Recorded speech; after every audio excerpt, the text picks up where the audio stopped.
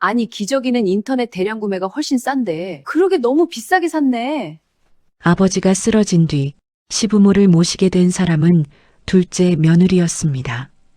병원비, 간병, 식사, 대소변까지 누군가는 당연한 일이라 말했고 누군가는 그 노력을 보지 않았습니다. 그러던 어느 날 연락 한 번 없던 큰동서가 집을 드나들기 시작합니다. 걱정하는 얼굴로 들어와 가장 먼저 들여다본 건 시아버지의 몸이 아니라 종이 영수증이었습니다. 이건 어디서 샀어? 병원비가 이렇게 많이 나와? 그 순간 며느리는 깨닫습니다. 자신은 돌보는 사람이 아니라 감시 대상이 되어 있었다는 걸. 이 사연은 상속도 장례도 아닌 지금 살아있는 가족 안에서 벌어지는 부양과 의심 그리고 배신에 대한 이야기입니다. 끝까지 보시고 여러분의 생각을 댓글로 남겨주세요. 이런 상황, 과연 누구의 잘못일까요? 시아버지가 쓰러진 지 정확히 한 달째가 되던 날이었습니다. 병원 냄새가 채 가시지 않은 집안 공기는 늘 눅눅했고 거실 한편에 놓인 휠체어는 이제 우리 집의 일상적인 가구처럼 자리를 잡았습니다. 사람들은 흔히 비 온 뒤에 땅이 굳어진다고 말합니다. 하지만 가족이라는 땅은 비가 내리면 굳어지는 것이 아니라 숨겨져 있던 균열이 선명하게 드러날 뿐이었습니다. 78세의 김성호, 나의 시아버지가 쓰러지던 날, 그 균열 사이로 가장 먼저 스며든 것은 슬픔이 아니라 책임의 전가였습니다. 나, 정민은 올해로 쉰둘이 되었습니다. 25년 전 이 집안의 둘째 며느리로 들어왔을 때부터 나는 늘 조용한 사람이었습니다. 시어머니 이순자 여사의 눈치를 살피며 제사 음식을 정성껏 준비했고 명절이면 큰동서 박미영 형님이 남기고 간 설거지 더미를 묵묵히 치웠습니다. 성격이 좋아서가 아니었습니다. 그저 갈등을 견디는 것보다 몸이 고된 것이 낫다고 믿는 조금은 미련한 전업주부였을 뿐입니다. 내 남편 영철은 착했습니다. 하지만 그 착함은 결정적인 순간에 늘 침묵으로 변했습니다. 시아버지가 중풍으로 쓰러져 응급실 차가운 침대에 누워 계실 때도 영철은 병원 복도 구석에서 바닥만 내려다보았습니다. 그의 침묵은 효심이라기보다 도망치고 싶은 사람의 무거운 정적에 가까웠습니다. 그 정적을 깬 것은 연락도 없이 달려온 큰아주버님 내외와 시누이 은정이었습니다. 병원 중환자실 앞 보호자 대기실의 공기는 서늘했습니다. 큰아주버님은 연신 시계를 들여다보며 누군가와 통화를 했고 시누이 은정은 휴지를 손에 쥐고 소리 없이 눈물만 훔쳤습니다. 그리고 큰동서 미영 형님은 가방끈을 꼭 쥔 채 형형한 눈빛으로 가족들의 얼굴을 하나하나 살폈습니다. 슬픔의 깊이를 재는 눈빛이 아니었습니다. 이 사태가 누구의 어깨 위로 떨어질지를 계산하는 아주 정교한 저울질이었습니다. 먼저 입을 뗀 것은 큰아주버님이었습니다. 아버지가 저렇게 되셨으니 이제 거처를 정해야 할 텐데 우리 집은 알다시피 맞벌이라 낮에 사람이 없잖아. 애들도 고등학생이라 예민하고 그 말이 신호탄이었습니다. 시누이 은정이 기다렸다는 듯 말을 보탰습니다. 오빠 나도 마찬가지야. 애들 뒷바라지에 시댁일까지 겹쳐서 도저히 틈이 안 나. 나중에 병원비나 조금씩 보태는 수밖에 없겠어. 시어머니는 힘없이 고개를 떨구고 계셨습니다. 평생을 남편 그늘 밑에서 살아오신 분이었습니다. 시아버지가 쓰러지자 어머니는 갈 길 잃은 아이처럼 며느리들의 눈치만 살폈습니다. 어머니는 나를 보며 작게 음조렸습니다. 정미야, 너는 어떻게 생각하니? 그 순간 모든 시선이 나에게 꽂혔습니다. 남편 영철은 여전히 바닥만 보며 제 발가락 끝만 만지작거리고 있었습니다. 나는 알고 있었습니다. 내가 아니라고 말하는 순간 이 병실 앞은 아수라장이 될 것임을. 그리고 결국 그 짐은 힘없는 시어머니의 몫으로 돌아갈 것임을 말입니다. 나는 25년 동안 그래왔듯 이번에도 가장 쉬운 대답을 골랐습니다. 제가 모실게요. 어차피 저는 집에 있으니까요. 그 말이 떨어지자마자 대기실의 공기는 순식간에 가벼워졌습니다. 큰동서 미영 형님은 안도의 한숨을 내뱉으며 내 손을 덥석 잡았습니다. 정미동서, 정말 고마워. 역시 우리 집안 기둥은 둘째네라니까. 여건이 되는 사람이 맞는 게 맞지. 그녀의 목소리는 경쾌하기까지 했습니다. 10분 전까지만 해도 아버님의 건강을 걱정하며 울먹이던 모습은 온데간데 없었습니다. 여건이 된다는 말.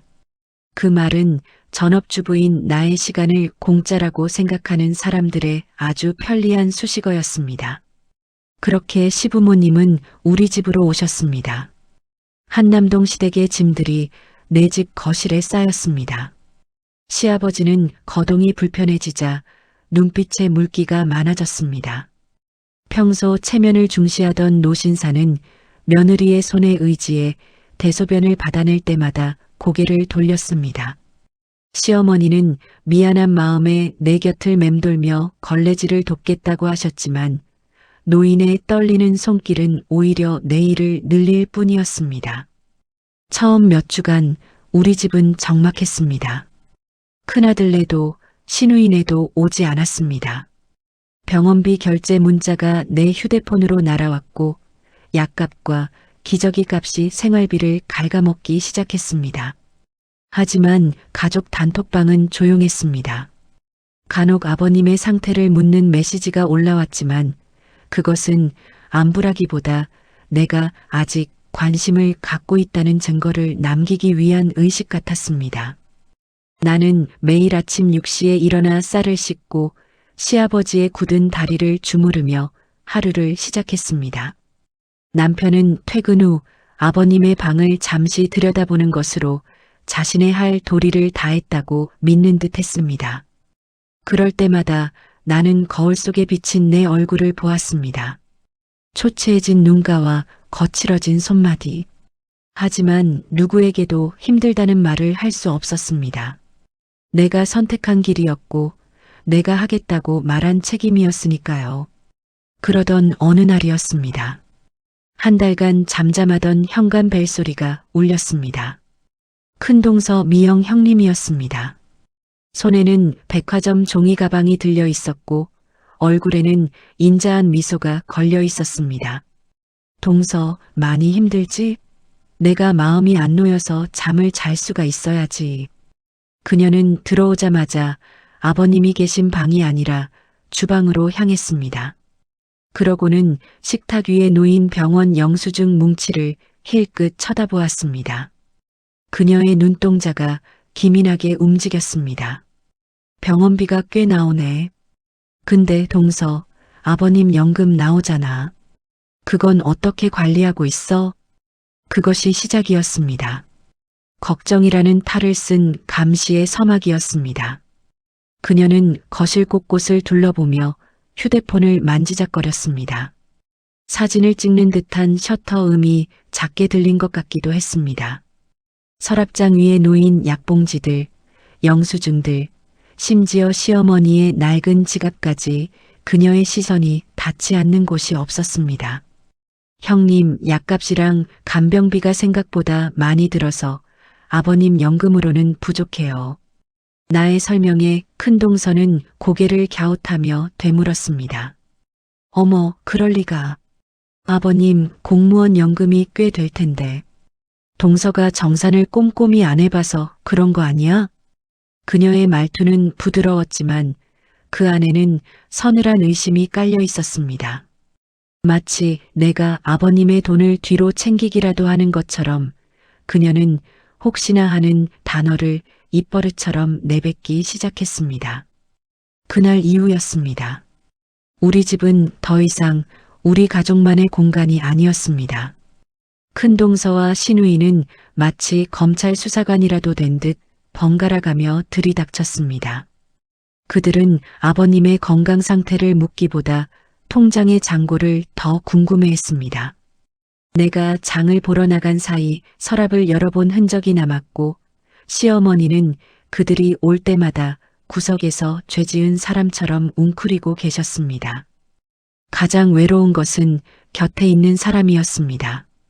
시아버지를 돌보는 것도 시어머니의 한숨을 받아내는 것도 쏟아지는 의심의 화살을 몸으로 막아내는 것도 오직 나의 몫이었습니다.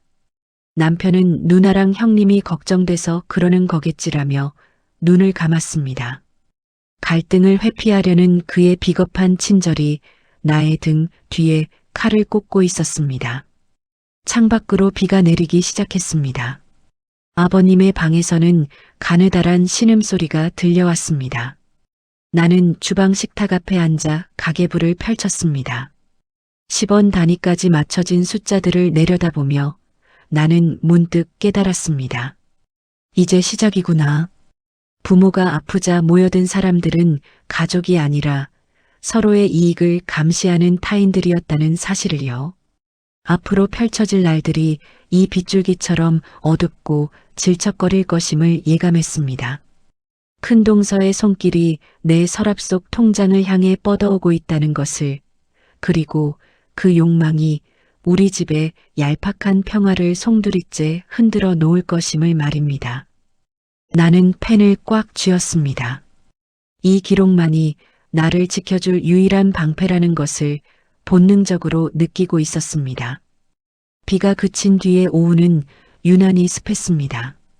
거실 창문을 열어두었지만 공기는 순환되지 않고 집안 내부에 끈적하게 달라붙었습니다. 시아버님은 점심을 드신 뒤 얕은 잠에 드셨고 시어머니는 거실 구석에서 말없이 멸치똥을 따고 계셨습니다. 평화로운 풍경처럼 보였지만 그것은 언제 터질지 모르는 시한폭탄을 안고 있는 고요함이었습니다. 그 정적을 깬 것은 예고 없이 울린 초인종 소리였습니다. 인터폰 화면에는 큰동서 미영 형님과 시누이 은정의 얼굴이 나란히 비쳤습니다. 두 사람이 함께 온 적은 처음이었습니다. 문을 열어주자마자 화사한 향수 냄새와 함께 그들이 거실로 밀고 들어왔습니다. 손에 들린 과일 상자는 그저 형식적인 입장권일 뿐 그들의 눈은 이미 집안 구석구석을 훑고 있었습니다. 어머 어머니, 멸치를 왜 직접 다듬고 계세요? 정미 동서가 하게 두시지. 큰 동서가 과장된 몸짓으로 시어머니 곁으로 다가가며 말했습니다. 시어머니는 당황한 듯 멸치 박스를 뒤로 숨기며 아니다. 내가 심심해서 하는 게다. 라고 답하셨지만 큰 동서의 시선은 이미 주방 식탁 위에 놓인 내 다이어리로 향해 있었습니다. 그 다이어리는 내가 아버님의 약 복용 시간과 식단, 그리고 지출 내역을 꼼꼼히 적어두는 기록장이었습니다. 정미 언니, 요즘 아버지 약값이 장난 아니라며? 내가 아는 지인이 제약회사 다니는데 영양제 같은 거 비싸게 살 필요 없대. 혹시 아버지가 드시는 거 리스트 좀 볼 수 있을까? 시누이 은정이 자연스럽게 내 다이어리를 집어들려 했습니다. 나는 반사적으로 다이어리를 덮어 가슴에 안았습니다. 그것은 단순한 기록장이 아니라 내 하루의 고단함과 치열함이 고스란히 담긴 내밀한 고백서였기 때문입니다. 은정의 손이 허공에서 멈췄고 거실에는 어색한 기류가 흘렀습니다. 은정아, 약은 병원 처방대로 먹이는 게 제일 안전해. 내가 다 알아서 기록하고 있으니까 걱정 마. 내 목소리는 차분했지만 단호했습니다. 하지만 큰동서 미영 형님은 비죽이 웃으며 소파에 깊숙이 앉았습니다. 그녀는 가방에서 작은 수첩과 펜을 꺼내 테이블 위에 올렸습니다. 마치 회계감사라도 나온 사람처럼 보였습니다. 동서, 우리도 가족이잖아. 아버님 모시는 거 고생하는 거 아는데 돈 문제는 투명한 게 좋지 않겠어? 나중에 아주버님이랑 은정이랑 다 모였을 때 말이 나오면 곤란하잖아. 우리가 미리 정산하는 거 도와주러 온 거야. 정산이라는 단어가 가슴을 찔렀습니다. 내가 매일 아버님의 대소변을 치우고 욕창이 생길까봐 새벽에도 2번씩 몸을 뒤집어 들이는 노동은 그들에게 정산의 대상이 아니었습니다. 오직 아버님의 통장에서 빠져나간 숫자들만이 그들의 관심사였습니다. 그날부터 그들의 방문은 정례화되었습니다. 그들은 올 때마다 효도라는 이름의 검열을 시작했습니다. 신우이는 냉장고 문을 열어 유통기한을 확인하고 아버님이 드시는 반찬 가짓수를 셌습니다. 큰동서는 영수증 뭉치를 하나하나 대조하며 왜 이 마트에서 샀는지, 저 마트가 더 싼데 왜 여기서 샀는지를 캐물었습니다. 동서, 기저귀는 인터넷 대량 구매가 훨씬 싸다니까? 이건 동네 약국에서 너무 비싸게 샀네. 이런 게 다 아버님 노후 자금인데 좀 아껴야지. 그녀의 훈수는 끝이 없었습니다. 인터넷 결제가 익숙하지 않은 나를 타박하며 그녀는 은근슬쩍 아버님의 보안카드를 요구하기 시작했습니다. 내가 대신 주문해 줄게. 동서는 몸만 써. 복잡한 결제는 내가 관리할 테니까.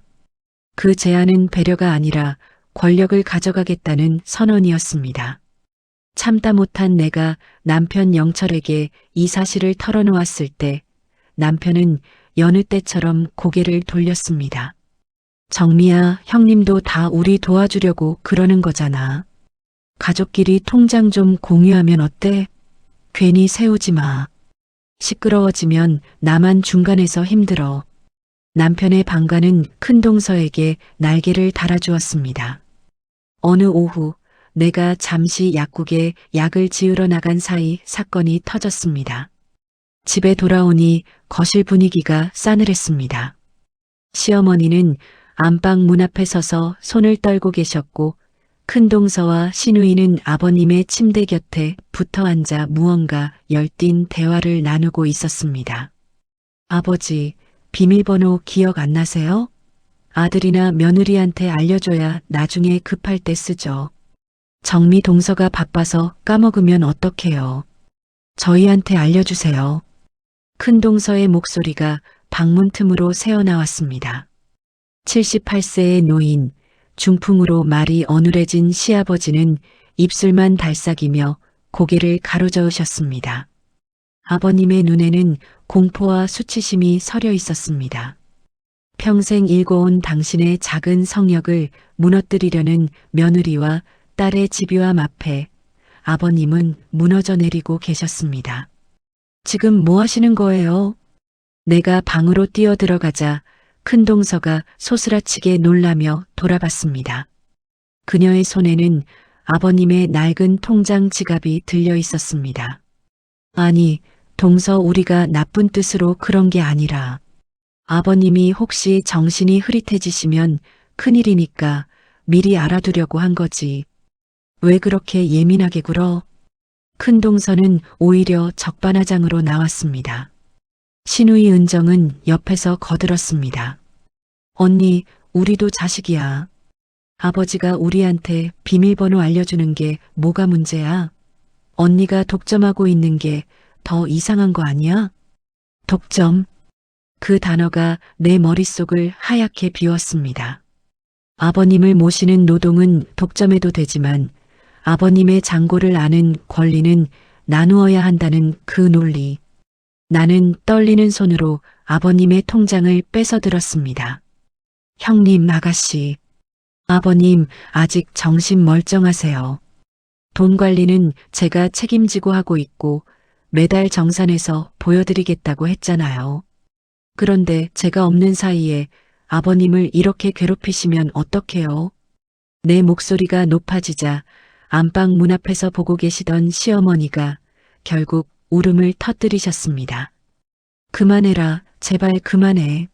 너희가 언제부터 이렇게 아버지 걱정을 했다고 정미가 밤낮으로 고생하는 거 보면 미안하지도 않니?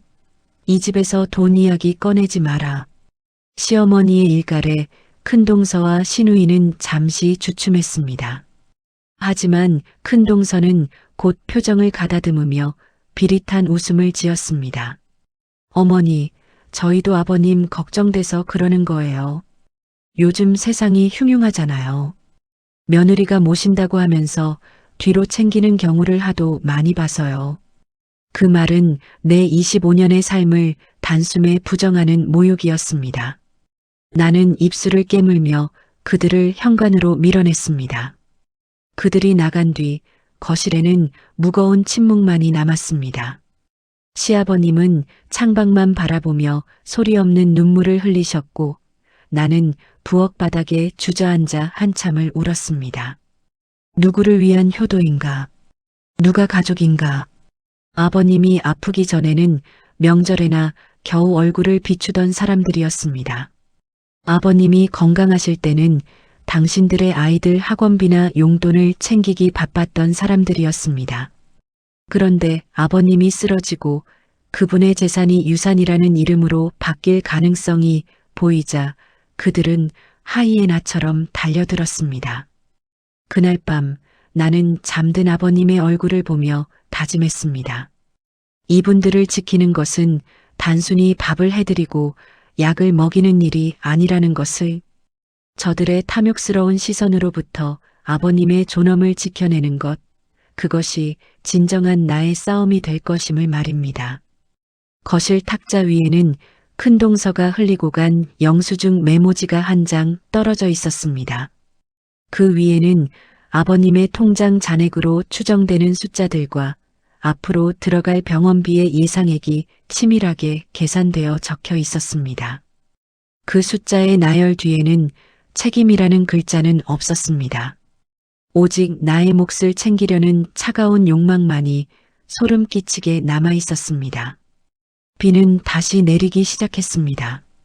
어둠 속에서 나는 펜을 들어 다이어리를 펼쳤습니다. 오늘 일어난 일을 하나도 빠짐없이 적어 내려갔습니다. 이 기록은 언젠가 그들의 위선 앞에 내밀 유일한 증거가 될 것입니다. 가족이라는 허울 뒤에 숨은 타인들, 그들과의 전쟁은 이제 막 시작되었을 뿐이었습니다. 나는 어둠 속에서 창밖을 보며 음조렸습니다. 아버님, 걱정 마세요. 제가 이 집, 그리고 아버님을 끝까지 지킬게요. 집안의 공기는 날이 갈수록 무거워졌습니다. 시아버님의 병세는 차도가 없었고 오히려 왼쪽 마비 증세가 심해지면서 의사소통은 더욱 어려워졌습니다. 육체적인 간병보다 나를 더 짓누르는 것은 현관문 너머에서 들려오는 구두 소리였습니다. 큰동서와 신우이의 방문은 이제 문안이 아니라 감사가 되었습니다. 그들은 더 이상 자신들의 의도를 숨기려 하지 않았습니다. 어느 토요일 오후였습니다.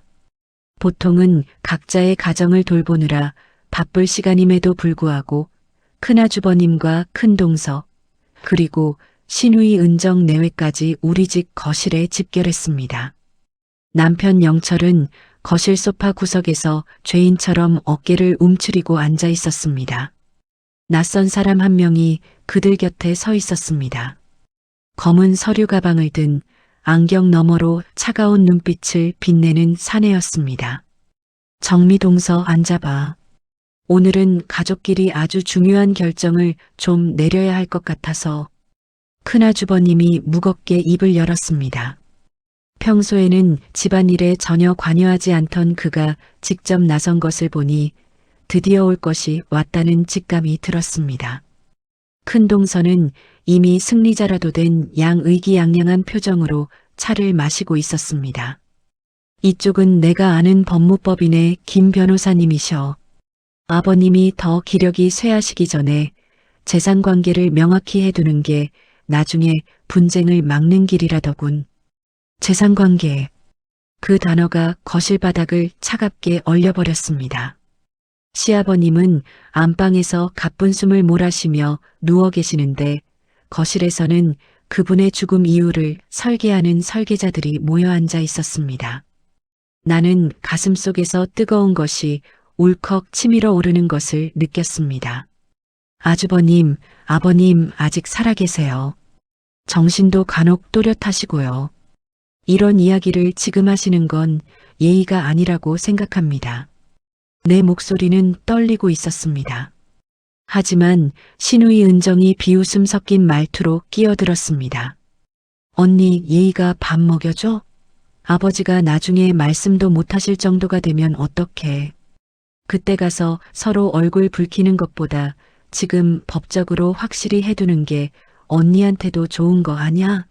언니가 고생한 거 우리가 모르는 거 아냐? 그래서 더 투명하게 하자는 거지. 김 변호사가 가방에서 서류 뭉치를 꺼내 테이블 위에 펼쳤습니다. 그것은 아버님이 소유한 경기도 근교의 작은 땅과 지금 살고 계신 아파트, 그리고 연금 자산에 대한 상세 내역서였습니다.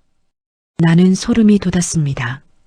내가 아버님의 기저귀를 갈고 가래를 뽑아내는 동안 그들은 아버님의 자산 목록을 이토록 치밀하게 뒤지고 다녔던 것입니다.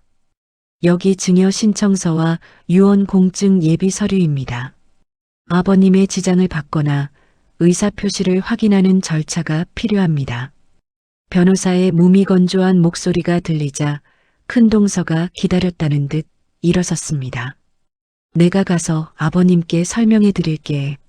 아버님도 큰아들 뜻이라면 거절 안 하실 거야. 그녀가 안방 문고리를 잡으려 할 때 나는 앞을 가로막았습니다. 25년 동안 단 한 번도 크게 소리내어 본 적 없는 며느리였지만 이번만큼은 물러설 수 없었습니다. 못 들어가세요. 아버님, 오늘 오전부터 혈압이 높으셔서 절대 안정이 필요합니다. 이런 종이 뭉치 들이밀면서 아버님 괴롭히는 거 제가 못 봅니다. 정미동서, 지금 제정신이야? 이게 누구를 위한 건데 이래? 동서가 아버님 재산 다 가로채려고 독점하고 있는 거 우리가 모를 줄 알아? 큰 동서의 목탄 소리가 거실을 울렸습니다. 드디어 가면이 벗겨지는 순간이었습니다. 그녀의 눈에는 시아버님에 대한 걱정 따위는 한 톨도 남아있지 않았습니다. 오직 돈에 굶주린 하이에나의 광기만이 서려 있었습니다. 그 소란에 안방에서 시어머니가 뛰쳐나오셨습니다. 어머니는 헝클어진 머리로 내 팔을 잡으며 흐느끼셨습니다. 얘들아, 너희가 어떻게 이럴 수 있니? 내 아버지가 살아있다. 저 방에 눈 뜨고 누워있어. 너희를 어떻게 키웠는데 어떻게. 어머니의 통곡에도 신우이 은정은 차갑게 냉소를 지었습니다. 엄마, 감성팔이 좀 그만해. 현실적으로 봐. 엄마도 나중에 우리한테 의지해야 할 거 아냐? 정미 언니가 언제까지 엄마 수발 들어줄 것 같아? 자식들 중에 능력 있는 사람이 관리하는 게 맞는 거야. 은정은 어머니를 밀치고 안방으로 들어가려 했습니다. 그 순간 평소라면 절대 나서지 않았을 내 남편 영철이 소파에서 일어났습니다. 그의 얼굴은 붉게 달아올라 있었습니다. 그는 은정의 앞을 막아섰습니다. 그만해. 누나도 형님도 은정이 너도 진짜 너무들 한다. 정미가 지난 한 달간 어떻게 살았는지 한 번이라도 제대로 본 적 있어? 너희 오면 정미는 주방에서 나오지도 못하고 반찬 준비하고 아버님 수발 다 들었어. 근데 너희는 오자마자 돈 이야기뿐이야? 사람이야? 영철의 폭발에 가족들은 잠시 주춤했습니다.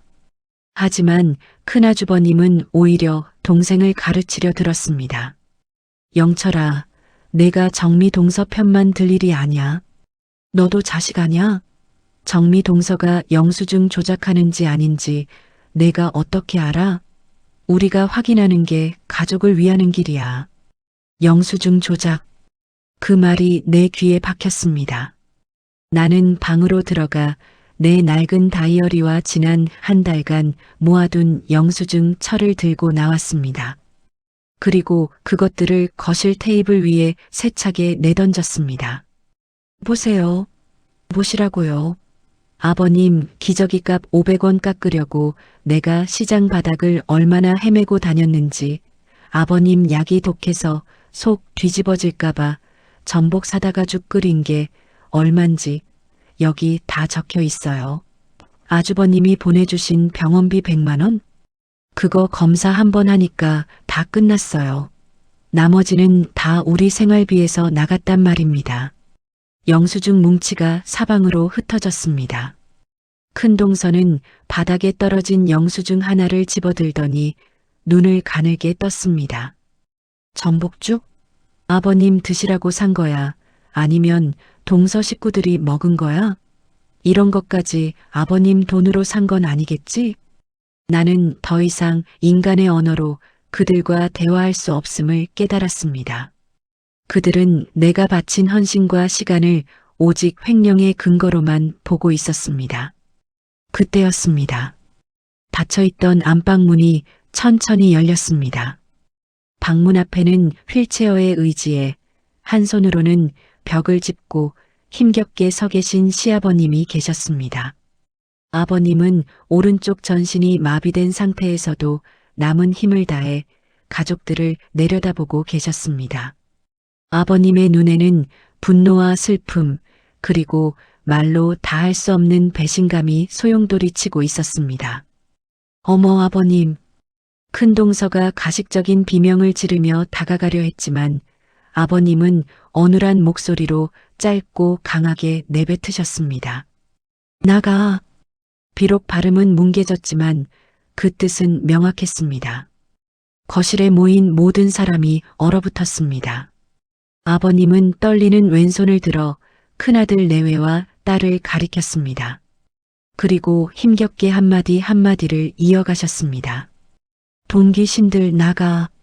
아버님의 눈물 한 방울이 깊게 팬주름을 타고 내려왔습니다. 큰아주버님과 시누이는 얼굴을 붉히며 고개를 돌렸습니다. 김 변호사는 이미 상황이 끝났음을 감지하고 서류를 챙기기 시작했습니다. 가족들이 쫓겨나듯 집을 나간 뒤 거실에는 정적보다 무서운 허망함이 감돌았습니다. 시어머니는 거실 바닥에 앉아 소리 없이 어깨를 들썩이며 우셨고 남편은 아버님을 다시 침대에 눕혀드리며 연신 미안하다는 말만 되풀이했습니다. 나는 흩어진 영수증들을 하나하나 주워 모았습니다. 종이 쪼가리에 불과한 이것들이 어쩌면 핏줄보다 더 투명하게 인생을 기록하고 있었다는 생각이 들었습니다. 아버님은 침대에 누워 내 손을 꼭 잡으셨습니다. 힘없는 그 손의 온기가 나에게 말하고 있었습니다. 고맙다 그리고 미안하다. 그날 이후 그들은 한동안 나타나지 않았습니다. 하지만 나는 알고 있었습니다. 하이에나는 한 번 찍은 먹잇감을 쉽게 포기하지 않는다는 것을요. 그들은 이제 치매 성년 후견인 신청이라는 더 잔인한 법적 칼날을 갈고 있을 것이 분명했습니다. 나는 창가에 서서 밤거리를 보았습니다. 부모가 아프자 연락 없던 친척들이 드나들던 그 길. 그 길 위로 이제는 신뢰 대신 불신이, 사랑 대신 탐욕이 흐르고 있었습니다. 나는 다이어리 마지막 장에 이렇게 적었습니다. 가족은 피로 맺어지지만 인간은 진심으로 맺어진다. 나는 오늘 내 피를 나눈 이들이 아닌 내 진심을 알아주는 이들을 지키기로 했다. 밤은 깊었지만 나는 잠들지 않았습니다. 이제는 방어만 할 때가 아니었습니다. 아버님의 마지막 존엄을 지키기 위해 나는 더 단단한 성벽을 쌓아야 했습니다. 그것이 아버님을 모시는 사람으로서 그리고 한 인간으로서 내가 해야 할 마지막 효도임을 깨달았기 때문입니다. 아버님의 분노가 폭풍처럼 휩쓸고 간 뒤 우리 집에는 짧은 고요가 찾아왔습니다. 하지만 그것은 평화가 아니라 폭풍 전야의 정막이었습니다. 큰동서와 시누이는 더 이상 직접 찾아와 문을 두드리지 않았습니다. 대신 그들은 보이지 않는 곳에서 더 날카로운 칼을 갈고 있었습니다. 그들이 보낸 것은 과외 상자가 아니라 차가운 법적 고지서와 무언의 압박이었습니다. 어느 날 오후 등기 우편 하나가 도착했습니다. 보낸 이는 큰아주버님이었습니다. 서류의 제목은 성년 후 경계 시 심판 청구 통지서. 아버님의 정신 상태가 온전하지 않으니 법원이 지정한 후견인이 재산을 관리하게 해달라는 내용이었습니다. 그들이 지정한 후보자는 당연히 큰아주버님과 큰동서였습니다. 아버님이 직접 나가 라고 외쳤던 그날의 진실은 서류 어디에도 없었습니다. 오직 선망 증세, 인지 능력 저하, 의사결정 불가능이라는 차가운 의학적 용어들만이 아버님을 산송장으로 만들고 있었습니다. 나는 서류를 손에 쥐고 부르르 떨었습니다. 아버님은 지금 안방에서 내가 끓여드린 미음 한 그릇을 비우시고 고맙다는 듯 내 손등을 톡톡 두드려 주셨는데 법 서류 속의 아버님은 이미 자신의 이름조차 기억하지 못하는 치매 환자로 박제되어 있었습니다.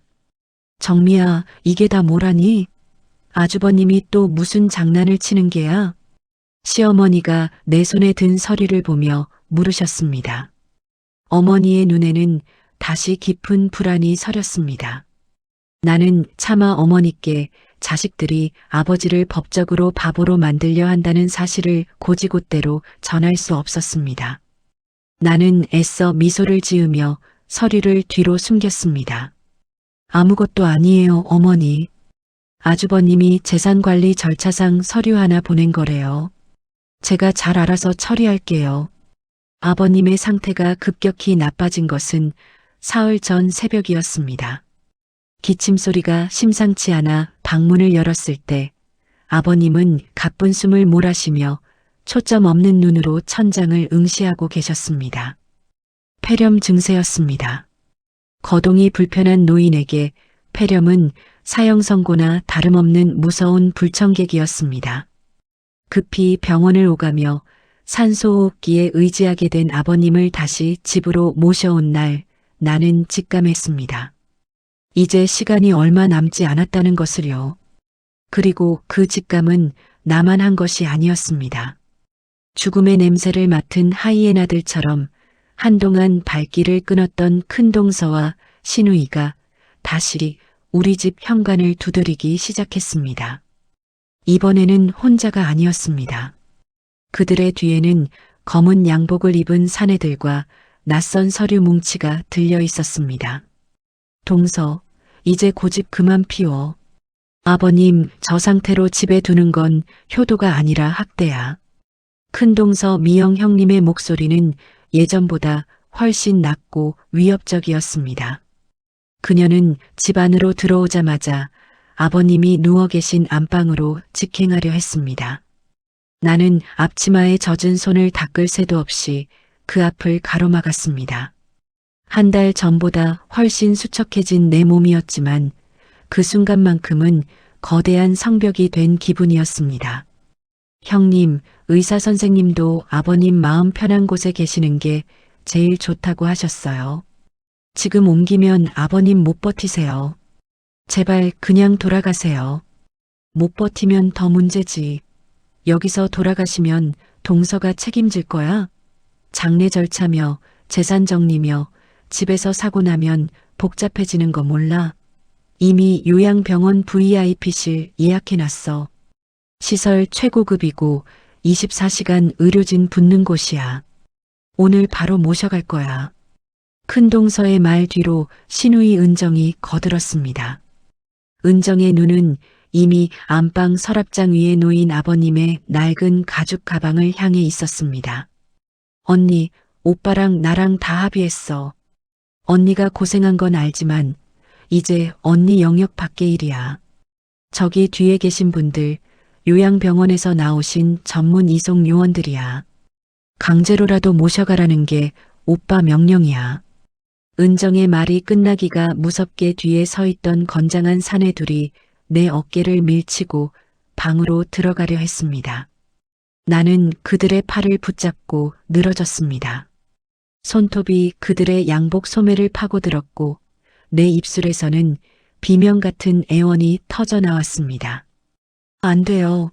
아버님 요양원 가기 싫다고 하셨단 말이에요. 여기서 가족들 손잡고 가고 싶다고 유언처럼 말씀하셨단 말이에요. 당신들이 자식이야? 죽어가는 사람을 어디로 끌고 가려는 거야? 내 외침에 시어머니가 방에서 기어 나오듯 나타나셨습니다. 어머니는 사내들의 바짓가랑이를 붙잡고 울부짖으셨습니다. 이놈들아, 내 남편 손대지 마라.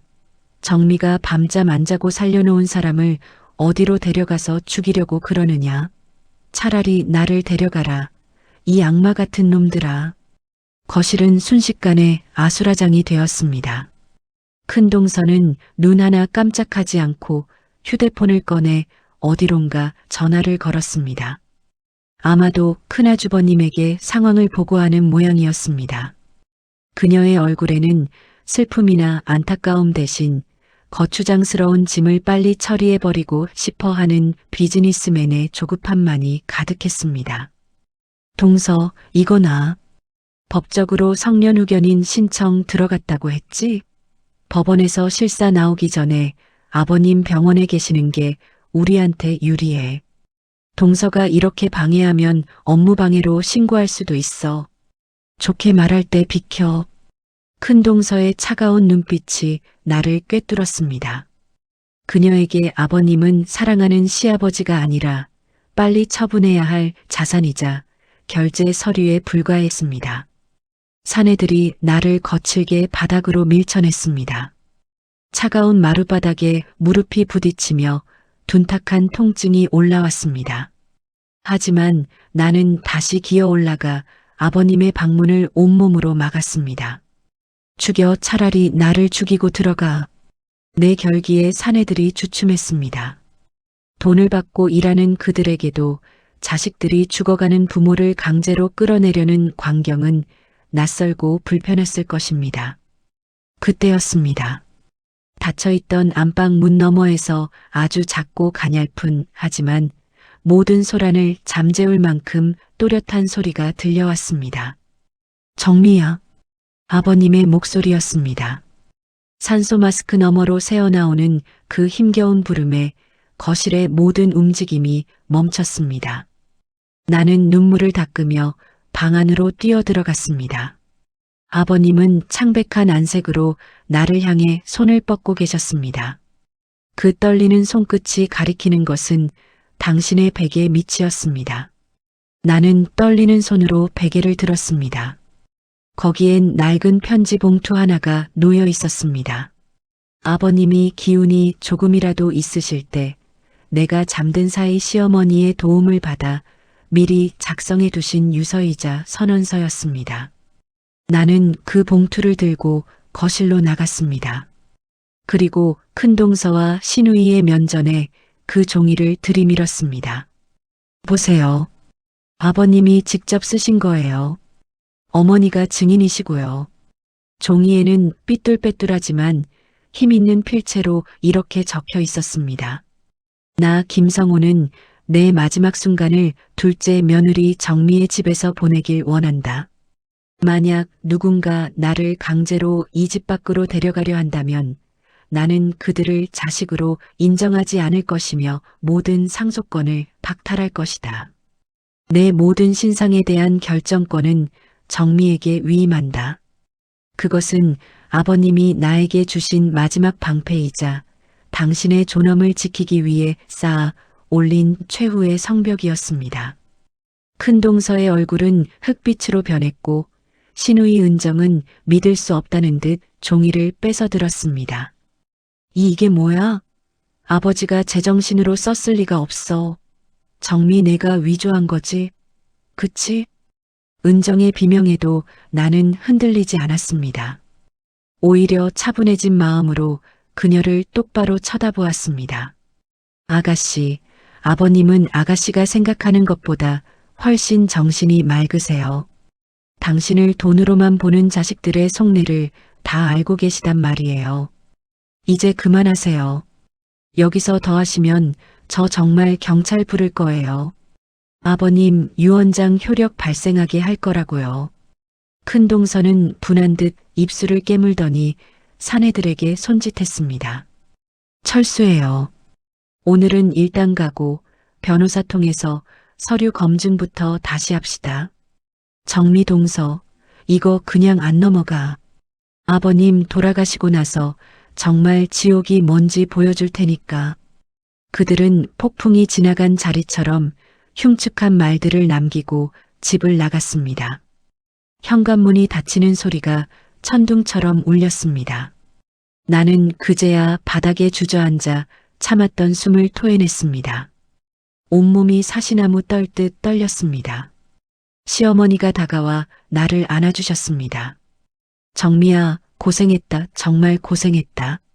내 아버지가 너 아니었으면 벌써 저승길도 못 찾고 헤매셨을 게다. 어머니의 품은 따뜻했지만 내 마음은 여전히 시렸습니다. 가족이라는 이름으로 저질러지는 이 잔혹한 연극이 언제쯤 끝날지 알 수 없었기 때문입니다. 나는 다시 안방으로 들어가 아버님의 손을 잡았습니다. 아버님은 나를 보며 아주 작게 미소 지으셨습니다. 그 미소는 마치 이제 됐다. 나를 지켜줘서 고맙다고 말하는 것 같았습니다. 하지만 나는 알고 있었습니다. 이것은 승리가 아니라 더 거대한 싸움의 시작일 뿐이라는 것을요. 큰동서가 말한 지옥은 이제부터 시작될 상속 분쟁과 법적 공방을 의미한다는 것을 나는 직감하고 있었습니다. 하지만 나는 무섭지 않았습니다. 내 손등 위로 떨어지는 아버님의 눈물 한 방울이 세상 그 어떤 법보다 강한 용기를 주고 있었으니까요. 비는 다시 내리기 시작했습니다. 창문을 두드리는 빗소리가 마치 아버님의 가쁜 숨소리처럼 들렸습니다. 나는 밤을 지새울 준비를 하며 아버님의 곁을 지켰습니다. 이 요새는 무너지지 않을 것입니다. 적어도 아버님이 이곳에서 평온하게 마지막 숨을 내뱉는 그 순간까지는요. 나는 다이어리를 펼쳐 오늘 있었던 소란을 기록했습니다. 잉크가 눈물에 번져 흐릿해졌지만 내 마음속의 결의는 그 어느 때보다 선명했습니다. 아버님, 걱정 마세요. 제가 이 성벽을 끝까지 지킬게요. 비가 그친 새벽의 공기는 소름 끼칠 정도로 차가웠습니다. 폭풍 같았던 소동이 지나간 후 우리 집은 마치 전장 뒤의 정적 속에 잠긴 듯 했습니다. 아버님의 호흡은 어제보다 더 얕아졌고 산소 포화도를 알리는 기계의 비푸음만이 거실의 정막을 주기적으로 깨뜨리고 있었습니다. 큰동서와 사내들이 들이닥쳐 헤집어 놓은 거실 바닥에는 아버님이 내던지신 유언장 사본만이 힘없이 굴러다니고 있었습니다. 나는 아버님의 머리맡에 앉아 젖은 수건으로 그분의 메마른 이마를 닦아내었습니다. 아버님의 피부는 이제 종이처럼 얇아져 손을 대기조차 조심스러웠습니다. 25년 전 내가 이 집안의 둘째 며느리로 처음 인사를 드렸을 때 아버님은 호랑이처럼 기세가 등등하셨습니다. 꼿꼿한 허리와 형형한 눈빛으로 우리 가문의 일원이 된 것을 환영한다며 두툼한 봉투를 건네시던 그 단단한 손은 이제 어디로 간 것일까요? 지금 내 손에 잡힌 것은 앙상한 뼈마디와 서늘한 냉기뿐이었습니다. 그날 아침 남편 영철이 지방 출장에서 돌아왔습니다. 현관문을 열고 들어오는 그의 얼굴은 수척했습니다. 하지만 그의 눈은 여전히 갈등을 피하려는 습관적인 회피로 가득 차 있었습니다. 거실에 널브러진 자네들을 보며 그는 한숨을 쉬었습니다. 정미야, 형님한테 들었어. 꼭 이렇게까지 해야 했니? 아버님 편한 병원으로 모시는 게 그렇게 나쁜 일이야? 법적 효력도 불분명한 유언장으로 형님이랑 은정이를 그렇게 몰아세우면 나중에 우리 어떻게 얼굴 보고 살아? 영철의 목소리에는 나를 향한 원망이 서려 있었습니다. 그는 밖에서 벌어지는 법적인 공방과 가족 간의 칼부림보다 당장 자신이 처한 불편한 상황이 더 괴로운 사람이었습니다. 나는 닦던 수건을 내려놓고 영철을 똑바로 쳐다보았습니다. 영철 씨, 지금 당신 눈에는 이 거실에 흩어진 쓰레기들만 보여? 당신 아버지가 자식들한테 끌려가지 않으려고 온 힘을 다해 나가라고 외치던 그 절규는 안 들려? 얼굴 보고 사는 게 그렇게 중요해? 아버님 존엄보다 당신 체면이 더 중요하냐고. 내 외침에 영철은 입을 다물었습니다. 그는 평생을 착한 아들로 살고 싶어 했지만 그 착함의 실체는 아무것도 책임지지 않으려는 비겁함의 다른 이름이었습니다. 그때 안방에서 시어머니의 비명이 들려왔습니다. 정미야, 정미야, 아버지가 이상하다. 나는 영철을 밀치고 방으로 뛰어들어갔습니다. 아버님의 눈동자가 허공을 향해 풀려 있었습니다. 입술은 보랏빛으로 변해 있었고 불규칙하던 호흡이 이제는 아주 긴 간격을 두고 한 번씩 터져 나왔습니다. 임종의 징후였습니다. 나는 본능적으로 알 수 있었습니다. 아버님이 이제 마지막 끈을 놓으려 하신다는 것을요. 영철 씨, 아주버님이랑 아가씨한테 연락해. 빨리 오라고 해. 영철은 당황하며 전화를 돌리기 시작했습니다. 일시간도 채 되지 않아 큰아주버님과 큰동서, 그리고 시누이 은정이 들이닥쳤습니다. 그들은 어제처럼 기세등등한 모습이 아니었습니다. 임종이라는 거대한 진실 앞에서는 그들의 탐욕도 잠시 숨을 죽인 듯 했습니다. 하지만 큰동서의 눈은 여전히 거실에 놓인 아버님의 가방을 훑고 있었습니다. 가족들이 아버님의 침대 곁을 둘러싸고 앉았습니다. 시어머니는 아버님의 오른손을 잡고 통곡하셨습니다. 큰아주버님은 아버님의 왼손을 잡고 아버지, 죄송해요. 제가 부족했어요 라며 뒤늦은 참회의 눈물을 흘렸습니다. 하지만 그 눈물의 농도는 알 수 없었습니다. 시누이 은정은 그저 멍하니 서서 눈물만 닦고 있었습니다. 그때였습니다. 기력이 다해 감겨있던 아버님의 눈이 번쩍 뜨였습니다. 아버님은 주변을 둘러보셨습니다. 자식들의 얼굴 하나하나를 눈에 담으시더니 마지막으로 제 시선을 붙잡으셨습니다. 아버님은 남은 힘을 다해 큰아주버님과 시누이가 잡고 있던 손을 뿌리치셨습니다. 그리고는 허공을 휘저어 내 손을 찾으셨습니다. 나는 아버님의 마른 손을 꽉 잡았습니다. 아버님은 나를 보며 입술을 달싹이셨습니다. 소리는 들리지 않았지만 나는 읽을 수 있었습니다. 정미야, 미안하다, 고마워. 그것이 아버님의 마지막 유언이었습니다. 큰아들이나 딸이 아닌 25년간 그림자처럼 살며 마지막 한 달을 온몸으로 당신을 지켜낸 둘째 며느리에게 남긴 유일한 진심이었습니다. 아버님의 손에서 힘이 빠져나갔습니다. 모니터의 곡선은 수평으로 바뀌었고 길고 날카로운 경고음이 집안을 가득 채웠습니다. 2024년 12월 24일 새벽 고집불통이셨던 김성우 어르신은 그렇게 생을 마감하셨습니다. 장례식장은 화려했습니다. 아주버님의 인맥과 JS그룹 관련 인사들이 보내온 화환이 복도를 가득 메웠습니다. 하지만 그 화려함 속에서도 공기는 싸늘했습니다. 장례가 치러지는 3일 내내 큰동서와 시누이는 나를 유령 취급했습니다. 상주인 남편은 손님을 맞느라 정신이 없었고 나는 부엌에서 육개장을 나르고 설거지를 하며 다시 예전의 조용한 둘째 며느리로 돌아갔습니다. 장례 마지막 날 밤 사건은 터졌습니다.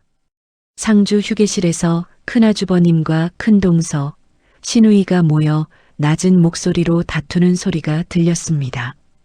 오빠, 아버지가 정미 언니한테 써준 그 서류 진짜로 집행할 거야? 아파트는 그렇다 치고 경기도 땅은 오빠랑 나랑 나눠야지. 정미 언니가 고생한 건 알지만 그건 노동비로 계산해서 따로 떼어주면 되잖아. 은정의 목소리였습니다. 아버님의 시신이 채 식기도 전에 그들은 다시 계산기를 두드리고 있었습니다. 나는 쟁반을 들고 들어가려다 멈춰 섰습니다. 은정아, 진정해. 법적으로 다툼의 여지가 있어. 아버지가 그때 제정신이 아니었다는 진단서를 어떻게든 받아낼 거니까. 정미 동서한테는 수고비 명목으로 5천만 원 정도 주면 조용해질 거야. 그 여자 평생 전업주부라 큰돈 본 적 없어서 그 정도면 고맙다고 할걸. 큰동서 미영 형님의 차가운 목소리가 내 심장을 얼어붙게 만들었습니다. 나는 쟁반을 바닥에 내려놓고 휴게실 문을 벌컥 열었습니다. 형님, 아가씨. 아직 아버님 안치실에 계세요. 발인도 안 끝났다고요. 내 등장에 그들은 당황했지만 이내 표정을 고쳐 잡았습니다. 큰아주버님이 헛기침을 하며 말했습니다. 정미동서, 오해하지 마. 우리가 나쁜 뜻이 아니라 집안일을 합리적으로 정리하자는 거야. 동서도 그동안 고생 많았으니 우리가 섭섭지 않게 챙겨줄게. 대신 그 유원장 사보는 우리한테 넘겨. 나는 비릿한 웃음이 나왔습니다. 나는 가방 안에서 아버님이 남기신 진짜 유언장을 꺼냈습니다. 며칠 전 아버님이 내던지신 것은 사본이었고 진짜는 아버님이 내게 직접 맡기신 것이었습니다. 나는 그 유언장을 그들의 눈앞에서 천천히 펼쳤습니다. 아버님이 그러시더군요. 자식들이 돈 때문에 싸울 게 뻔하니 이 서류는 장례가 끝날 때까지 절대 보여주지 말라고요. 하지만 지금 보여드려야겠네요. 유언장의 하단에는 아버님의 자필로 쓰인 별도의 조항이 있었습니다. 만약 내 사후에 자식들이 이 유언장의 유효성을 두고 정미를 괴롭히거나 소송을 제기할 경우 나의 모든 재산은 사회복지재단에 기부하며 자식들에게는 단 1원의 상속도 허용하지 않는다. 이 결정의 최종 확인권은 정미에게 있다. 큰아주버님과 큰동서의 얼굴이 흑빛으로 변했습니다. 아버님은 마지막까지 자식들의 추악한 본성을 꿰뚫고 계셨던 것입니다. 그들은 이제 나를 공격할 수 없었습니다. 나를 공격하는 순간 그들이 목숨처럼 아끼는 유산이 공중분해될 판이었으니까요. 동서 아니 재수씨, 우리가 잠시 정신이 나갔었나 봐요. 아버님 뜻이 그러시다면 따라야죠. 우리가 언제 소송한다고 했어요? 다 걱정돼서 한 말이지. 큰아주버님의 태도는 순식간에 비굴하게 변했습니다. 큰동서 역시 내 손을 잡으며 가식적인 미소를 지었습니다. 나는 그들의 손을 조용히 뿌리쳤습니다. 저는 아버님 재산 필요 없어요. 아버님이 저한테 맡기신 건 돈이 아니라 진심이었으니까요. 이 집이랑 땅 아버님 뜻대로 처리할 겁니다. 아주버님이랑 아가씨한테는 아버님이 생전에 주셨던 지원금들 그거 상속분에서 제하고 남은 것만 법정 비율대로 드릴게요. 더 이상 욕심내지 마세요. 그게 아버님에 대한 최소한의 예의입니다. 장례식장을 빠져나오는 새벽, 눈이 내리고 있었습니다. 화이트 크리스마스였습니다. 나는 검은 상복 차림으로 눈길을 걸었습니다. 25년 동안 짊어졌던 며느리라는 무거운 짐이 이제야 조금 가벼워진 기분이었습니다. 집으로 돌아오니 시어머니가 거실에 앉아 계셨습니다. 어머니는 나를 보며 인자하게 웃으셨습니다. 정미야, 고생했다. 아버지가 하늘에서 아주 기뻐하실 게다. 이제 내 인생 살아라. 어머니는 내 손을 잡고 따뜻한 밥 한 그릇을 차려주셨습니다. 시어머니가 며느리에게 처음으로 차려준 밥상이었습니다. 밥을 한술 떠넣는데 눈물이 왈칵 쏟아졌습니다. 아버님을 돌보며 보냈던 고통스러운 밤들, 큰동서의 멸시, 신우이의 의심, 남편의 방관 그 모든 상처가 뜨거운 밥알과 함께 씻겨 내려가는 기분이었습니다. 부모가 아프자 연락 없던 친척들은 집을 드나들었고 신뢰는 흩어졌습니다. 하지만 그 흩어진 조각들 사이에서 나는 진정한 가족의 의미를 찾았습니다. 가족은 단순히 피로 맺어진 집단이 아니라 고통의 무게를 함께 짊어지고 서로의 존엄을 끝까지 지켜주는 사람들의 모임이라는 것을요. 가장 외로웠던 수호자였던 나는 이제 가장 단단한 사람이 되었습니다. 나는 아버님의 유품을 정리하며 다이어리의 마지막 장을 덮었습니다. 거기엔 이렇게 적었습니다. 부모를 돌보는 것은 누군가의 몫이었고 의심하는 것은 모두의 몫이었다. 하지만 그 끝에 남은 것은 진심을 지킨 사람의 평온이었다. 나는 창밖에 눈 내리는 풍경을 보며 아버님께 마지막 인사를 건넸습니다. 아버님, 이제 편히 쉬세요. 제가 어머니 잘 모실게요. 그리고 저도 이제 제 자신을 사랑하며 살게요. 멀리서 성탄절 종소리가 들려왔습니다. 세상에서 가장 슬프고도 아름다운 크리스마스 아침이 밝아오고 있었습니다. 아버님의 사무제를 지내고 돌아온 날 저녁, 우리 집 거실은 다시 한번 낯선 냉기에 휩싸였습니다.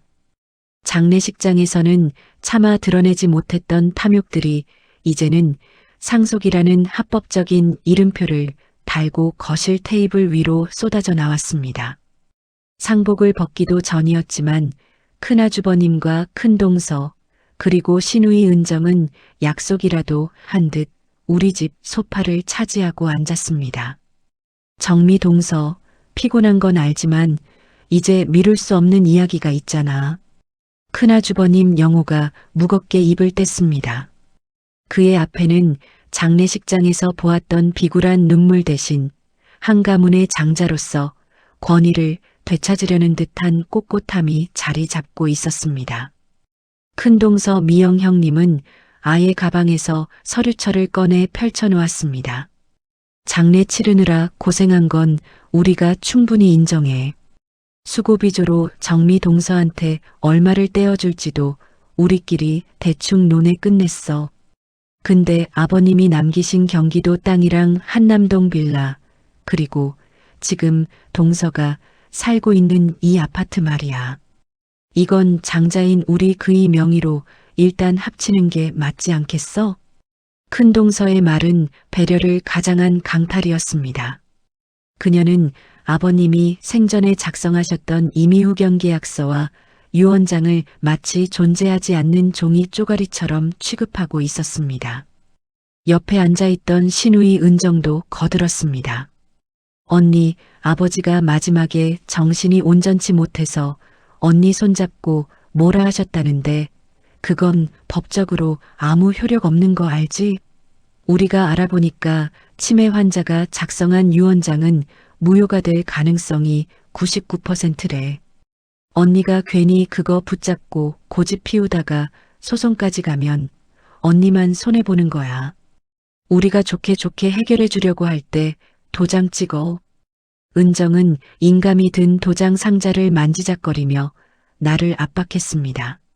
나는 그들의 얼굴을 하나하나 뜯어보았습니다. 아버님이 살아계실 때 기저귀 냄새가 난다며 코를 막고 안방 근처에도 오지 않던 사람들. 아버님이 가쁜 숨을 몰아쉴 때 병원비 입금을 미루며 서로 눈치만 보던 사람들. 그들이 지금 아버님의 피와 땀이 서린 유산을 두고 합리적 배분을 논하고 있었습니다. 형님, 아가씨. 아버님이 남기신 유언장은 공증까지 마친 서류예요. 아버님이 정신이 가장 맑으실 때 작성하신 거고요. 거기 분명히 적혀 있었잖아요.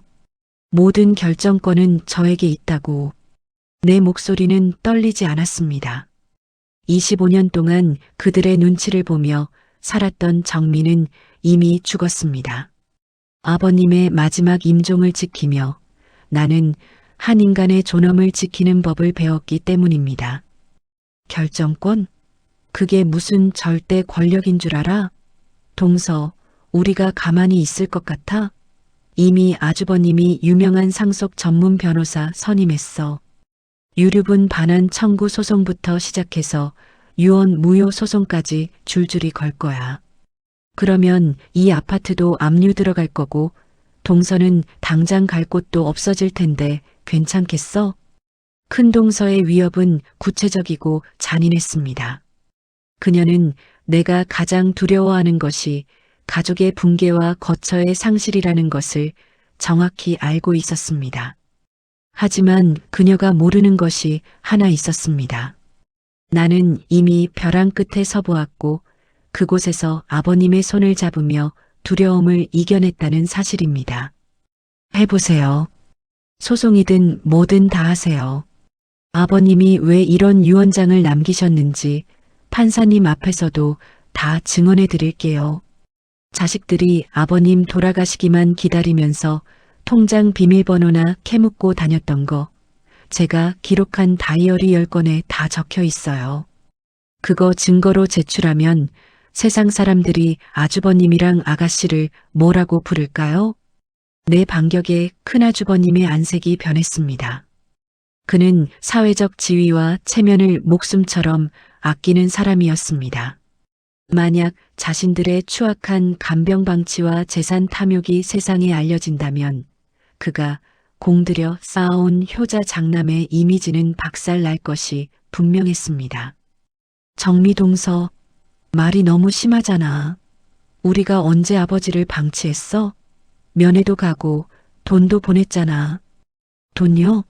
아주버님이 보내신 돈보다 제가 아버님 욕창 방지 매트 사고 특수 유동식 사는데 쓴 돈이 3배는 더 많아요. 아가씨는요? 아버님 아프신 뒤로 우리 집 오셔서 아버님 손 한번 잡아주신 적 있어요? 오시자마자 냉장고 열어보고 아버님 약 비싼 거 쓴다고 타박만 하셨잖아요. 신우이 은정은 얼굴이 벌겋게 달아올라 씩씩거렸습니다. 거실의 공기는 이제 폭발 직전의 화약고 같았습니다.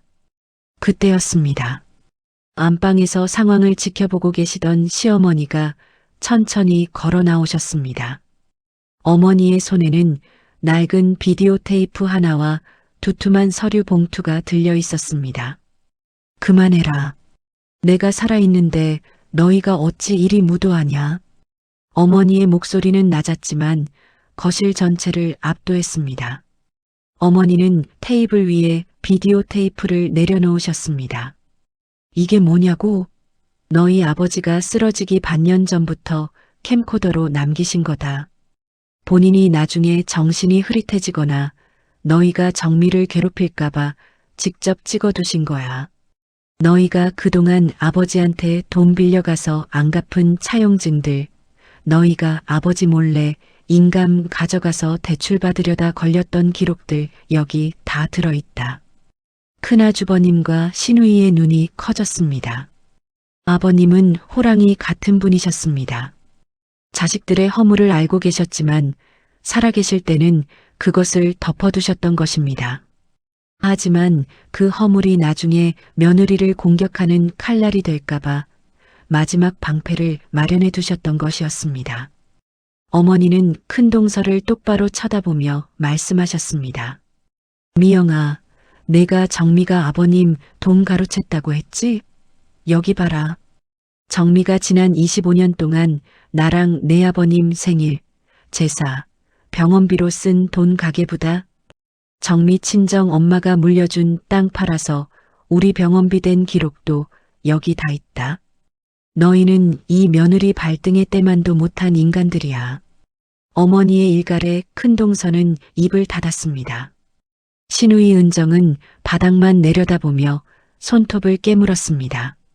거실에 감돌던 탐욕의 기운이 순식간에 수치심과 공포로 바뀌었습니다. 이제 결정해라.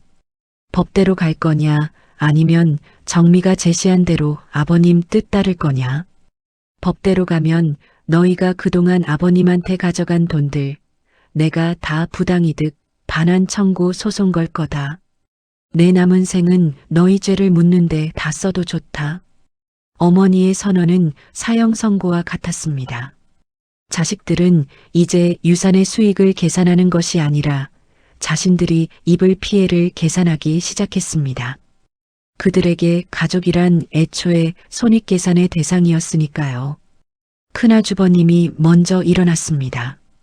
그의 어깨가 힘없이 처져 있었습니다. 어머니 죄송해요. 저희가 잠시 눈이 멀었나 봐요. 정미동서, 아버님 유언장대로 해.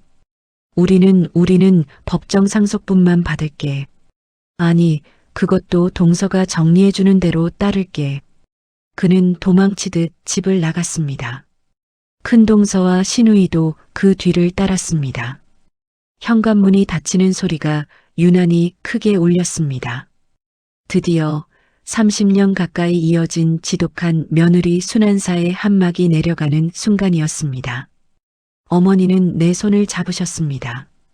어머니의 손은 거칠었지만 따뜻했습니다.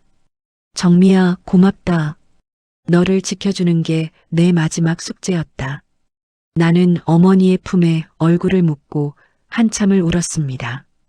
아버님을 돌보며 보냈던 그 고독한 밤들, 사람들의 의심 어린 시선들, 가족이라는 이름으로 가해졌던 그 수많은 폭력들이 눈물과 함께 씻겨 내려갔습니다. 하지만 이것이 끝은 아니었습니다. 흩어진 신뢰는 다시 붙일 수 없었고 상처 입은 마음은 흉터를 남겼습니다. 이제 남겨진 것은 이 상처를 안고 어떻게 살아갈 것인가에 대한 질문이었습니다. 현관문이 닫히고 집안을 감돌던 비릿한 탐욕의 냄새가 썰물처럼 빠져나갔습니다. 거실에는 오직 나와 시어머니 그리고 창가로 비쳐드는 창백한 겨울 달빛만이 남았습니다. 어머니는 힘이 다하신 듯 소파에 깊숙이 몸을 묻으셨습니다. 자식들을 향해 서슬퍼런 칼날을 휘둘렀던 노모의 어깨가 오늘따라 유난히 작아 보였습니다. 어머니, 괜찮으세요? 내가 건넨 따뜻한 물 한 잔을 받으시는 어머니의 손이 미세하게 떨리고 있었습니다. 어머니는 물을 한 모금 마시지 않고 그저 컵을 쥔 채 먼 곳을 응시하셨습니다. 정미야, 너는 참 고운 사람이다. 그 모진 세월을 다 견디고 내 아버지가 그렇게 무너질 때도 내 손만은 따뜻했지. 내가 미안하다. 어미가 못나서 자식들을 괴물로 키웠어. 어머니의 자책은 깊은 한숨이 되어 거실 바닥에 내려앉았습니다. 나는 어머니의 곁에 앉아 거친 손등을 가만히 어루만졌습니다. 그 자식들이 괴물이 된 것은 어머니의 잘못이 아니었습니다. 그것은 각자가 품은 욕망의 크기가 사람의 도리를 집어삼킨 결과였을 뿐입니다. 아니다, 어머니. 저는 괜찮아요. 이제 다 끝났잖아요. 아니, 아직 끝이 아니다. 내 아버지가 너에게만 따로 남기라고 신신당부한 것이 하나 더 있어. 어머니는 안방 장롱 깊숙한 곳에서 작은 보자기를 하나 더 꺼내 오셨습니다. 아버님이 평소 쓰시던 낡은 수첩과 오래된 녹슨 열쇠 하나였습니다. 이건 내 아버지가 젊은 시절부터 쓰시던 비밀 수첩이다. 그리고 이 열쇠는 우리 고향 집 뒤뜰에 있는 작은 창고 열쇠고, 아버지가 그러시더구나. 자식들이 유산을 두고 전쟁을 벌일 때 이 수첩의 마지막 페이지를 정미에게 꼭 읽어주라고. 나는 떨리는 손으로 수첩을 펼쳤습니다. 수첩에는 아버님이 평생 동안 남에게 빌려준 돈, 떼인 돈, 그리고 당신의 인생에서 가장 소중했던 순간들이 빽빽하게 기록되어 있었습니다. 그런데 마지막 페이지를 넘기는 순간 나는 숨이 멎는 것 같았습니다. 거기에는 아버님의 유언장과는 전혀 다른 성격의 글이 적혀 있었습니다. 둘째 며느리 정미에게.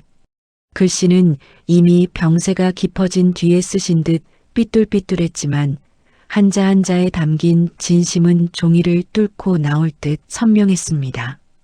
정미야, 너를 이 집에 들인 것이 내 인생에서 가장 큰 축복이자 가장 큰 죄책감이다. 25년 전 가난한 집안의 둘째 며느리로 들어와 너는 단 한 번도 얼굴을 붉힌 적이 없었지.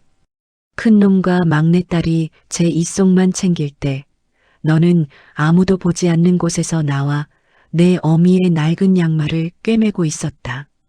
사람들은 내가 너에게 아파트와 땅을 준 것이 상이라고 하겠지. 하지만 나는 안다. 그것은 상이 아니라 짐이라는 것을. 그 탐욕스러운 자식들이 너를 가만두지 않을 것을 알기에 나는 너에게 칼을 쥐어준 것이다. 고향집 창고에 가면 내가 평생 모은 낡은 서적들과 골동품들이 있을 게다. 그것들은 돈이 되지 않는다. 하지만 그 상자들 맨 밑에 내 이름으로 된 작은 통장이 하나 더 있을 게다. 그건 내가 너 몰래 내 친정 엄마가 돌아가셨을 때 내가 내놓았던 그 돈을 다시 모아둔 것이다. 정미야, 이제 그만해라. 아파트도 팔고 땅도 기부하든 처분하든 내 마음대로 해라. 그리고 제발 이 집안의 며느리라는 이름표를 던져버려라. 너는 내 며느리이기 전에 누구보다 귀한 정미라는 사람이다.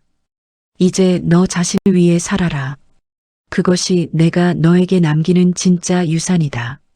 수첩 위로 뜨거운 눈물이 뚝뚝 떨어졌습니다. 아버님은 다 알고 계셨습니다. 내가 그동안 겪었던 고통, 억눌렀던 분노, 그리고 착한 며느리라는 프레임에 갇혀 질식해가던 내 영혼을 아버님만은 온전히 보고 계셨던 것입니다.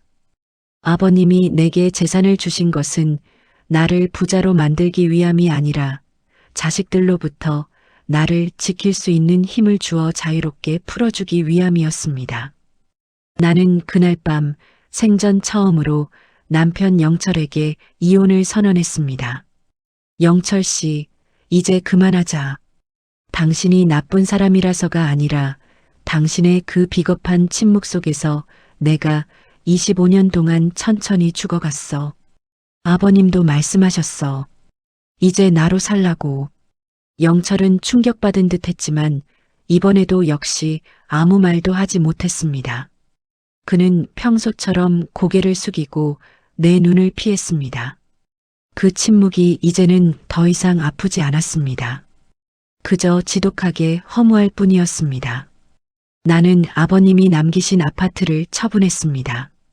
경기도 땅은 아버님의 뜻대로 노인복지재단에 기부했습니다. 그리고 시어머니를 모시고 조용한 시골 마을로 내려왔습니다. 큰아주버님과 시누이는 상속 포기 각서를 쓰고 난 뒤 다시는 연락해오지 않았습니다. 돈이 사라진 자리에는 혈육이라는 이름의 허상도 함께 증발해버렸습니다. 시골집 앞마당에 꽃을 심으며 나는 생각했습니다. 부모가 아프자 연락 없던 친척들이 드나들던 그 소란스러운 시간들, 그 지옥 같았던 병수발의 나날들. 그것은 어쩌면 내 인생의 거대한 정화 과정이었을지도 모릅니다.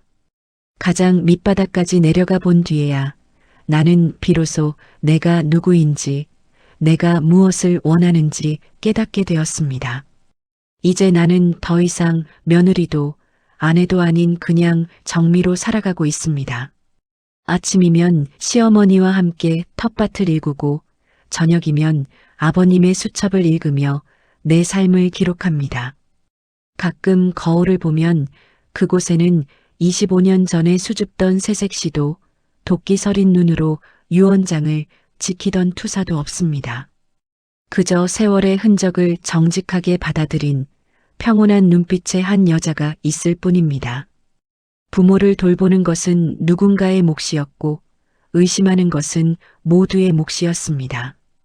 하지만 그 모든 소란이 끝난 뒤 남은 것은 진심이라는 아주 단순한 진리였습니다. 아버님이 남기신 마지막 유산은 돈도 땅도 아닌 나 자신을 사랑해도 좋다는 허락이었습니다. 나는 마당으로 쏟아지는 따스한 햇살을 받으며 깊게 숨을 들이마셨습니다.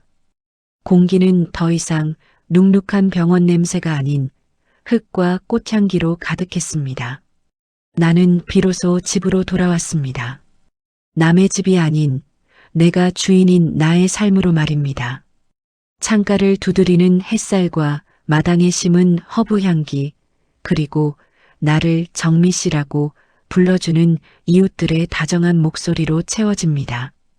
부모가 아프자 연락 없던 이들이 드나들며 흩어버렸던 신뢰는 역설적이게도 그들과의 완전한 단절을 통해 나 자신의 내면에서 다시 싹트기 시작했습니다. 나는 다이어리의 가장 마지막 장에 이렇게 적었습니다. 인생의 가장 어두운 터널은 누구에게나 찾아온다. 하지만 그 터널을 지탱해 주는 것은 타인의 시선이 아니라 나 자신이 부끄럽지 않게 지켜온 진심의 무게였다. 나는 이제 비로소 가볍다. 눈이 내린 시골길을 걸으며 나는 미소 지었습니다. 25년 만에 처음으로 나는 오롯이 나로서 숨을 쉬고 있었습니다. 효도의 영수증은 청구되지 않았습니다. 대신 나는 자유라는 이름의 영수증을 손에 쥐었습니다. 그것으로 충분했습니다. 가장 먼저 무너진 것은 큰아주버님 영혼애였습니다. 아버님의 재산을 한 푼도 상속받지 못한 것은 물론 그동안 아버님 몰래 저질렀던 법인 자금 횡령과 인감 도용 사건이 수면 위로 드러나면서 검찰 조사를 받게 되었다는 소식이었습니다. 큰동서 미영 형님은 그 와중에도 자신의 몫을 챙기겠다며 아주버님을 상대로 이혼 소송과 재산 분할 소송을 제기했다더군요. 가족이 아니라 철저히 이익 공동체였던 그들의 결말은 예상대로 비참했습니다. 신우이 은정도 예외는 아니었습니다. 아버님의 재산 상속을 확신하고 미리 당겼었던 거액의 사채와 카드빚이 그녀의 목을 조였습니다. 그녀는 장례식장에서 나를 향해 영악하게 빠져나간다고 비난하던 그 기세는 온데간데 없이 이제는 일가 친척들에게 전화를 돌리며 몇백만 원만 빌려달라고 읍소하는 처지가 되었다고 들었습니다. 그들의 소식을 들을 때마다 나는 아버님이 남기신 수첩의 문구를 떠올렸습니다. 돈은 귀신과 같아서 그것을 쫓는 자의 영혼을 가장 먼저 갉아먹는다. 아버님은 자식들에게 돈을 주지 않음으로써 어쩌면 그들에게 마지막으로 인간답게 살 기회를 주려 하셨던 것일지도 모릅니다. 하지만 그들은 그 기회를 스스로 걷어찼고 결국 자신이 판 함정에 빠져 허우적대고 있었습니다. 나의 전남편 영철은 가장 조용히 무너졌습니다. 그는 이혼 후 혼자 남겨진 집에서 술로 밤을 지새우다 건강을 잃었다고 합니다. 그는 나에게 가끔 문자를 보냈습니다. 정미야, 미안하다. 그때 내가 당신 편을 한 번이라도 들었어야 했는데 이제야 그 방이 얼마나 추웠을지 알 것 같아. 나는 그 문자에 답장하지 않았습니다. 그의 사과는 너무 늦었고 무엇보다 그의 사과에는 여전히 나에 대한 미안함보다 자신이 겪는 외로움이 더 크게 묻어 있었기 때문입니다. 비겁한 침묵의 대가는 오롯이 그의 몫이었습니다. 시골집의 겨울은 깊어갔습니다. 나는 매일 아침 아버님의 사진 앞에 따뜻한 차 한 잔을 올립니다. 그리고 창밖의 하얀 설경을 보며 다이어리를 펼칩니다. 부모가 아프자 연락 없던 친척들이 집을 드나들기 시작했을 때 나는 세상이 끝난 줄 알았습니다. 사람들의 의심 어린 시선과 큰동서의 표독스러운 말투에 밤마다 이불을 뒤집어 쓰고 울었습니다. 하지만 이제야 깨닫습니다. 그 지옥 같았던 시간들이 사실은 내 인생의 걸음이었다는 것을요. 가장 외로웠던 사람이 가장 단단해질 수 있다는 것을, 책임을 지지 않는 자들의 목소리는 결국 허공에 흩어지는 소음일 뿐이라는 것을 나는 온몸으로 배웠습니다. 정미야, 오늘 저녁은 뭐 먹을까? 시어머니의 밝은 목소리에 나는 다이어리를 덮고 일어납니다. 주방에는 아버님이 좋아하시던 된장찌개 냄새가 은은하게 퍼집니다. 이제 이 냄새는 고통의 냄새가 아닙니다. 사랑하는 사람과 마주 앉아 나누는 평범하고 위대한 일상의 향기입니다. 실내는 흩어졌지만 나는 그 폐허 위에서 더 단단한 나만의 정원을 가꾸고 있습니다. 강원도 산골의 겨울은 서울보다 일찍 찾아오고 훨씬 더 깊게 머뭅니다. 마을 입구에 서 있는 거대한 느티나무의 하얀 눈꽃이 핀 것을 보며 나는 비로소 내가 사람 사는 곳에 와 있다는 사실을 실감했습니다. 이곳에는 나를 둘째 며느리라 부르며 재산 상태를 묻는 이도 없고 전업주부라 칭하며 내 노동의 가치를 폄하하는 이도 없었습니다. 사람들은 그저 나를 정미 씨 혹은 꽃집 선생이라 불렀습니다. 시어머니 순자 여사와 정착한 이 낡은 시골집은 이제 우리만의 요새가 되었습니다. 집 마당 한편에 지은 작은 유리 온실에는 겨울임에도 불구하고 아버님이 생전에 가장 좋아하셨던 청보라색 수국과 알싸한 향의 정향나무들이 자라고 있었습니다. 나는 매일 새벽 찬 공기를 뚫고 온실로 들어가 꽃들의 숨소리를 듣습니다. 아버님의 오물을 닦아내던 내 거친 손은 이제 꽃줄기를 다듬고 흙을 만지는 생명의 손으로 변해 있었습니다. 어느 날 오후였습니다. 마을 어귀에 낯선 검은색 세단 한 대가 멈춰 섰습니다. 시골 마을에는 어울리지 않는 육중하고 고급스러운 차체. 나는 순간 심장이 내려앉는 기분을 느꼈습니다. 혹시나 큰동서나 시누이가 다시금 나를 찾아낸 것일까? 아니면 이혼한 영철이 구차한 변명을 늘어놓으러 온 것일까? 나는 전정 가위를 꽉 쥐고 온실 문을 향해 섰습니다. 25년의 세월 동안 몸에 밴 방어 기제가 나도 모르게 튀어나온 것이었습니다. 차 문이 열리고 내린 사람은 예상 밖의 인물이었습니다.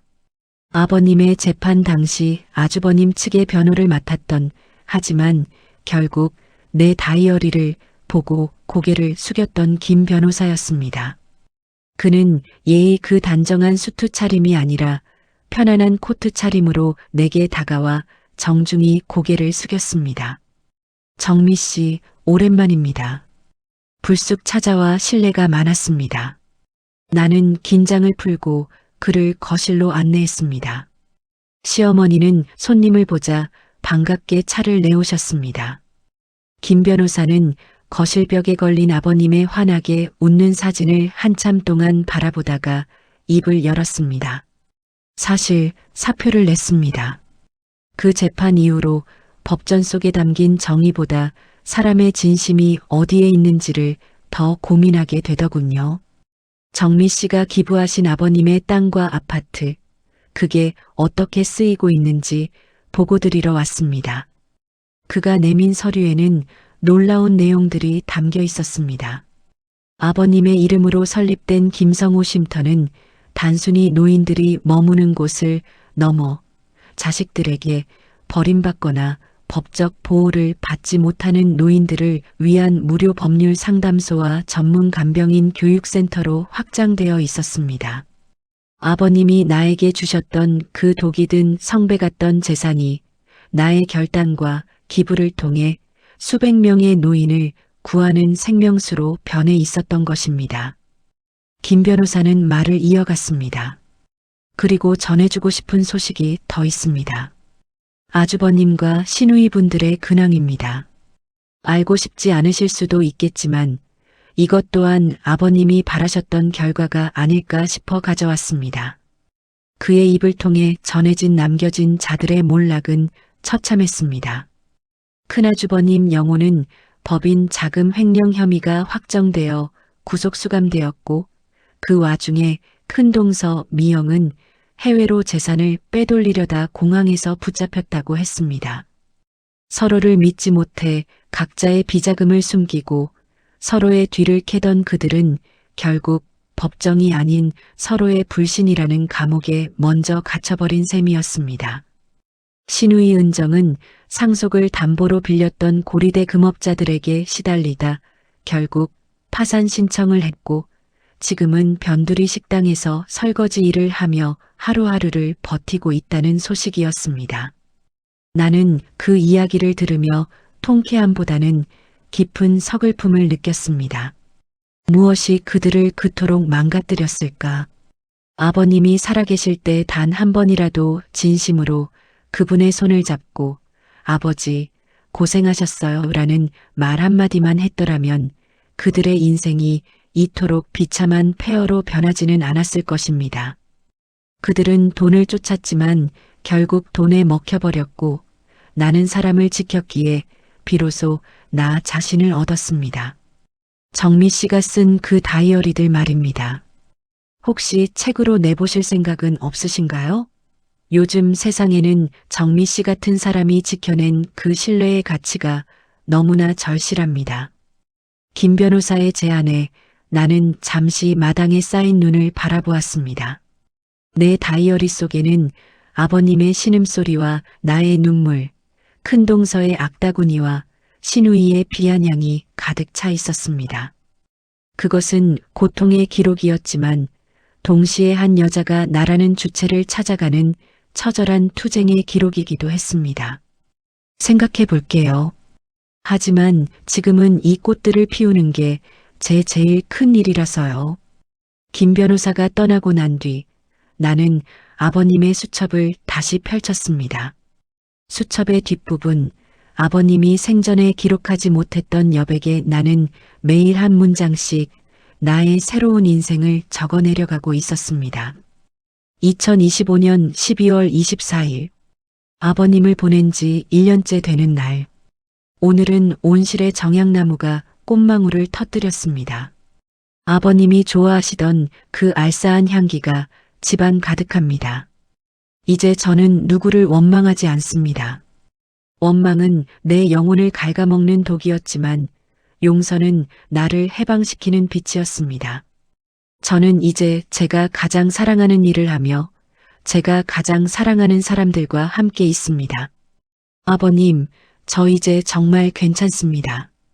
마침표를 찍는 순간 주방에서 시어머니의 다정한 부름이 들려왔습니다. 정미야, 동치미가 아주 잘 익었다. 국수 말아 먹자.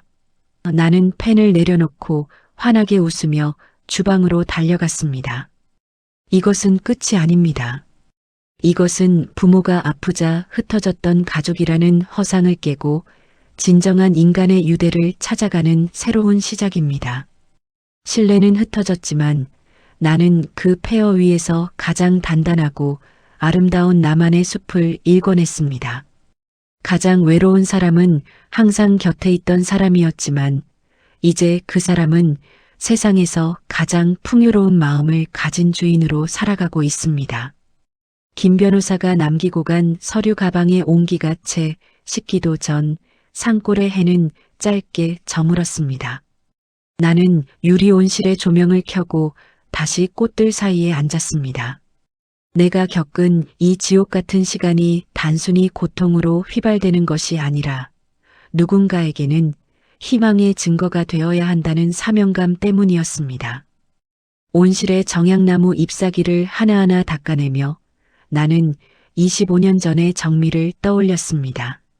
첫 아이를 가졌을 때도, 시댁의 큰 제사를 앞두고 몸살이 났을 때도 나는 늘 괜찮다는 말 뒤에 숨었습니다. 착한 사람이라는 칭찬은 독이 든 사탕 같았습니다. 달콤함에 취해 속이 썩어가는 줄도 몰랐던 그 시절, 나는 내 삶의 주인이 아니었습니다. 나는 시아버님의 며느리였고 영철의 아내였으며 큰 동서의 만만한 동서였을 뿐입니다. 하지만 아버님이 쓰러지시고 연락 없던 친척들이 하이에나처럼 집을 드나들기 시작한 그 순간 역설적이게도 나는 나의 진짜 얼굴을 마주했습니다. 그들의 탐욕은 거울이 되어 나의 인내심이 얼마나 위태로운 경계에 서 있었는지를 보여주었습니다. 밤 9시 시어머니가 온실로 따뜻한 유자차를 들고 오셨습니다. 어머니는 내 옆에 놓인 아버님의 낡은 수첩을 보시며 작게 미소 지으셨습니다. 정미야, 그 수첩 내 아버지가 살아생전에는 절대 나만 보여주던 거였다. 그런데 그걸 너한테 줬다는 건 내 아버지가 너를 이미 자기 자식들보다 더 깊이 믿었다는 뜻이야. 피보다 진한 게 세월이고 세월보다 무거운 게 진심이라는 걸 그 양반이 가기 전에 깨달은 게지. 어머니의 말씀에 나는 차잔을 쥐고 고개를 끄덕였습니다. 사실 아버님은 무서운 분이셨습니다. 집안의 권위를 세우기 위해 엄격함을 무기로 삼으셨고 자식들에게는 늘 거리가 먼 산 같은 존재였습니다. 하지만 그 산이 무너지고 흙더미가 되었을 때 그 흙을 손으로 받아내고 꽃을 심은 것은 피를 나눈 자식들이 아닌 타인이었던 나였습니다. 어머니, 저는 이제 아주버님이나 은정 아가씨가 밉지 않아요. 그들은 그냥 가여운 사람들이에요. 평생을 더 많이 갖기 위해서만 살다가 정작 자기 옆에 누가 있는지도 모른 채 늙어버린 사람들이잖아요. 내 말에 어머니는 내 손을 꼭 잡으셨습니다. 25년의 세월 동안 우리는 고부라는 이름으로 묶여 있었지만 이제는 고통을 공유하고 생존을 함께한 전우가 되어 있었습니다. 며칠 뒤 나는 김 변호사의 제안을 받아들이기로 했습니다. 하지만 책을 내어 유명해지고 싶은 마음은 없었습니다. 나는 내가 25년 동안 써온 그 낡은 다이어리들을 정리하여 아버님의 이름으로 세워진 김성호 쉼터의 한쪽에 작은 도서관을 만들었습니다. 그리고 그곳의 이름을 진심의 방이라 지었어요. 그곳에는 나 같은 처지에 놓인 수많은 며느리, 자식들에게 버림받은 노인들, 그리고 가족이라는 이름의 폭력 앞에 홀로 서 있는 사람들이 찾아왔습니다. 나는 그들에게 내 다이어리를 보여주며 말했습니다. 보세요. 저도 당신들과 똑같았어요. 밤마다 울었고 도망치고 싶었고 내가 하는 이 일이 무슨 의미가 있나 자문했습니다. 하지만 끝까지 곁을 지키세요. 누군가를 위해서가 아니라 나 자신에게 떳떳하기 위해서요. 그 시간이 당신을 가장 단단한 보석으로 만들어줄 겁니다. 사람들은 내 다이어리를 읽으며 울고 웃었습니다. 어떤 이는 이혼을 결심하고 자신을 찾으러 떠났고 어떤 이는 부모와의 해묵은 갈등을 풀기 위해 다시 손을 내밀었습니다. 내가 흘린 눈물의 양만큼 다른 이들의 눈물이 닦여나가는 기적이 일어났습니다. 시간은 흘러 이제 2026년의 봄이 찾아왔습니다. 아버님이 가신 지 1년 반이 지난 어느 날 마을 어귀에 한 중년 남자가 나타났습니다. 낡은 잠바를 걸치고 덥수룩한 수염을 기른 남자.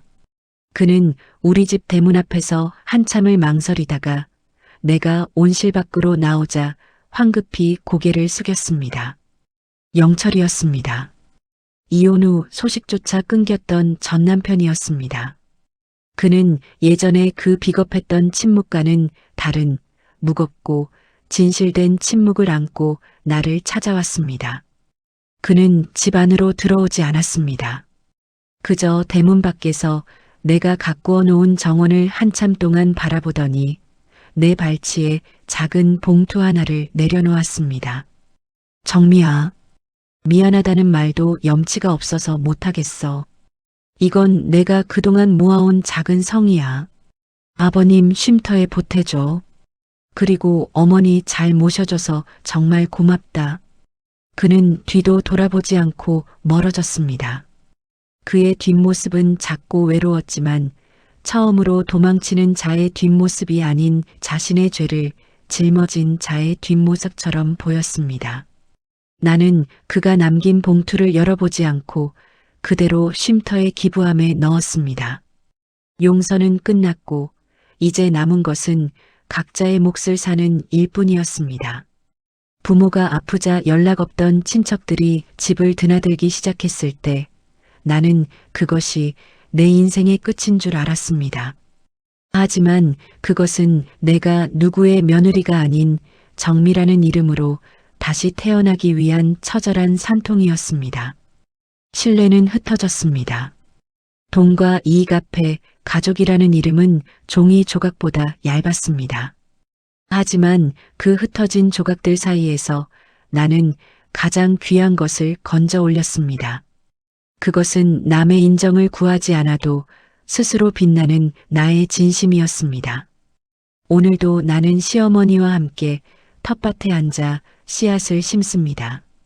시어머니는 이제 나를 볼 때마다 우리 딸, 우리 정미라고 부르십니다. 우리는 피 한 방울 섞이지 않았지만 세상 그 어떤 혈연보다 끈끈한 사랑으로 맺어져 있습니다. 가장 외로운 사람은 항상 곁에 있던 사람이었습니다. 하지만 이제 그 사람은 더 이상 외롭지 않습니다. 그 곁에는 아버님이 남기신 푸른 숲이 있고 어머니의 따뜻한 손길이 있으며 무엇보다 단단하게 뿌리 내린 자기 자신에 대한 신뢰가 있기 때문입니다. 부모를 돌보는 것은 누군가의 몫이었고 의심하는 것은 모두의 몫이었습니다. 하지만 진심을 다해 곁을 지킨 자만이 누릴 수 있는 풍경이 있습니다. 그 풍경은 탐욕스러운 이들에게는 절대 보이지 않는 오직 사랑하는 자들만이 마주할 수 있는 눈부신 아침입니다. 나는 마당으로 쏟아지는 찬란한 봄 햇살을 받으며 내 인생의 가장 아름다운 페이지를 넘깁니다. 흩어진 신뢰는 지워졌지만 그 자리에 새겨진 인간에 대한 예의와 사랑은 영원히 지워지지 않을 것입니다. 이것으로 나의 긴 사연을 마칩니다. 당신이 지금 누군가의 곁을 지키며 외로운 싸움을 하고 있다면 기억하세요. 당신은 혼자가 아닙니다. 당신의 진심이 곧 당신의 길입니다.